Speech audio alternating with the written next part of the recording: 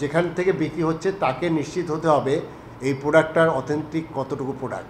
এটি না হয়ে কিন্তু ওইটা বিক্রি করলে কিন্তু একই অপরাধ।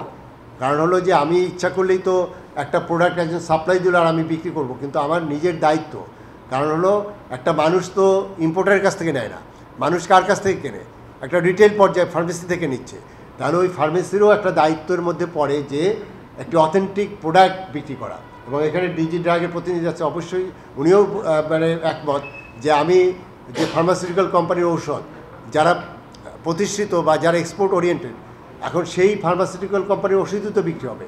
এখন কম দাম দেখে যে ফার্মাসিউটিক্যাল কোম্পানির আপনার কোনো লাইসেন্স নাই, তারা দেখা গেল যে যদি বাজারজাত করে ঔষধ, এটা যদি ফার্মেসি মনে করে যে হ্যাঁ আমি বাজারজাত করেছি, আমার কাছে এসে তাদের ডিস্ট্রিবিউটারে দিয়ে গেছে, এই জন্য আমি বিক্রি করছি, এটা বলার কিন্তু কোনো সুযোগ নেই।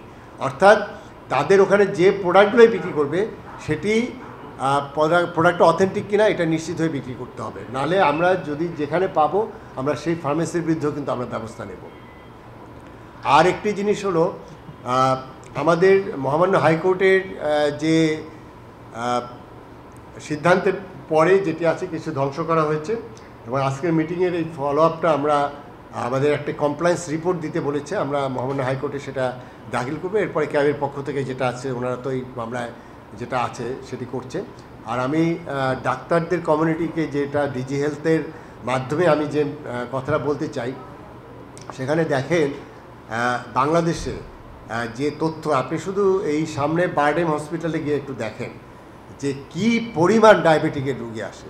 আর আমি যদিও মেডিকেল সায়েন্সের স্টুডেন্ট না, কিন্তু যেটুকু আমার জ্ঞান আছে, আমি হেলথ মিনিস্ট্রিতে 6 বছর চাকরি করেছি। এই ডায়াবেটিক রোগটা এমন একটা রোগ, এ হলো সমস্ত রোগের হলো বাহক। আপনার যদি কোনো কারণে কিডনির কোনো সমস্যা হয়, এই ডায়াবেটিক পজিটিভ থাকলে এটি আপনার দেখা গেলো 10 বছর আপনার হয়তো লাইফ স্প্যান থাকতো, সেটাই দেখা গেলো নেমে 2 বছরে চলে আসছে। একইভাবে আপনার কার্ডিয়াক পেশেন্টদের একই অবস্থা, আপনার অন্য যে কোনো রোগের কিন্তু বাহক হলো এই ডায়াবেটিক। এখন সেটার প্রথমে এটি মাপার যেটা রেগুলার মনিটরিংয়ের জন্য একমাত্র তো আমরা সবসময় তো আমি ডায়াগনোসিস সেন্টারে যাই না, ব্লাডটা আমি দিতে পারি না সবসময়। যেটা হলো কি যে আমি এই জিনিসটা খুবই জনপ্রিয়, আমরা একটা জাস্ট একটা দিয়ে মানে একটু 1 ফোঁটা ব্লাড দিয়ে আমি এটা টেস্ট করতে পারি। এখানে দেখেন স্ট্রিপ যেমন নকল হচ্ছে, আবার ওই ডিভাইসটাও কিন্তু ডিফেক্টিভ। তাহলে কি হচ্ছে, আমার ভুল রিডিং আসতেছে, এবং এই ভুল রিডিংয়ের ফলে কি হচ্ছে যে আমি কিন্তু প্রপার চিকিৎসাটা পাচ্ছি না। আমাকে বলেছে যে এত মাত্রার ইনসুলিন নিতে অথবা এই ওষুধ খেতে, এখন আমার রিডিং দেখা গেলো আমার হাই ডায়াবেটিক আছে, ওই রিডিং যদি দেখা যায় যে এটা আপনার 6-এর নিচে, আমি মনে হলো যে আমার মনে হয় এখন কন্ট্রোলে আছে, আমি ওষুধ খাওয়াটা কমিয়ে দিলাম বা বাদ দিলাম।